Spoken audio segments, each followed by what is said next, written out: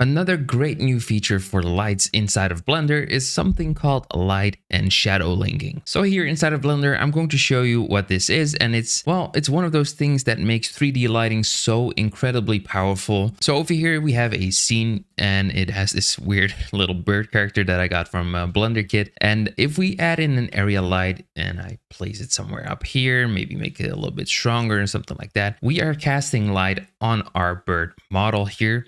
And we're casting a shadow, which is created from our bird model. Makes sense so far, right? Yeah. Okay, so that's how a light works inside of Blender. But what if we don't want this light, for example, to affect this ground plane that our bird is standing on? Now, in this case, this might not make a whole lot of sense, but let me show you a scenario where this could work if you want to get a nice portfolio piece. So if we duplicate this light, and I'm just going to move it somewhere to the back here, and I'm going to angle this towards our bird character. So we now get a nice side light on the side of this bird, creating a nice rim lighting effect. But you can also see we're getting something else. Namely, we're getting this weird sort of light effect on the floor here, which really tells your audience that there's a light in this scene and it's in this position. And the other thing is that our original shadow, so if I were to disable this light, the shadow here has now sort of changed because of this light also affecting that shadow. That makes sense, right? It's actually how the light would work. But then again, it does not create the most appealing image. And that's what we're going for in 3D. We're not always going for perfect realism. Sometimes we're just going for the best looking image for a portfolio or a client or whatever. So what we can do in more recent versions, including 4.2, obviously, is we can select a light and go over to the object properties. Now in here, there should be something called the shading tab, which contains light group, light linking, and shadow linking. Now, light group is something we'll cover in a different video, but for now, let's cover light linking and shadow linking. So what we're going to do is with the light selected, we're going to create new on light linking, and we're also going to do the same for shadow linking. Okay, so we created two sort of collections. These are collections, as you can see here, which are now linking our light and shadow to objects. Now, currently, there's no specific objects inside of our light or shadow link collections, so nothing is really changing within our scene. Now we can take our funny pigeon sculpture and put that inside of our light linking and shadow linking groups. We can take the entire collection and just place that inside there. Now, immediately once I did that and I placed it inside of the light linking for area 1, you notice that we now do get the highlight here on the side, but the light is no longer affecting our plane.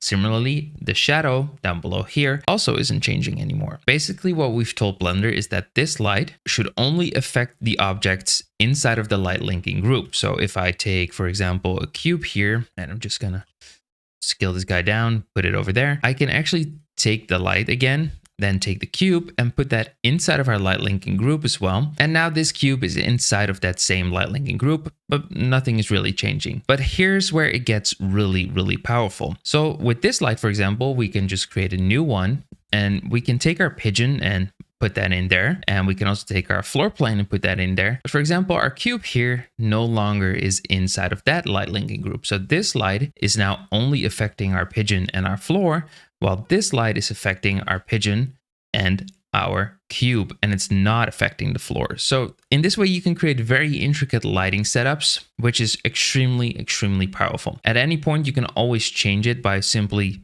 check marking some of these. So for example, if I do it like this, it starts affecting the floor because you basically disabled all of them.